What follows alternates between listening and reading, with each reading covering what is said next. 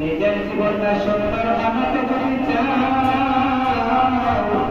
ওলামা একরাম দ্বীনের কথা বলতে একটা কথা যদি মানতে পারো, জীবন পরিবর্তন হয়ে যাবে।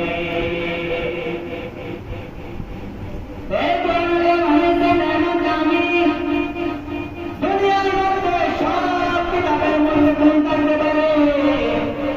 বাংলা ইংরেজি কিতাবের মধ্যে ভুল থাকতে পারে, কিন্তু আমার আল্লাহ চান যে হবে ভাই,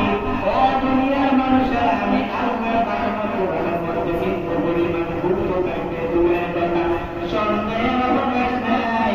আরে কোরআন বলো মুত্তাকিন বান্দা তাদেরকে আমার আল্লাহ তাআলা এই কোরআনটা জান্নাতের পথে জান্নাত দোস্ত ইয়ার মক্কা কারো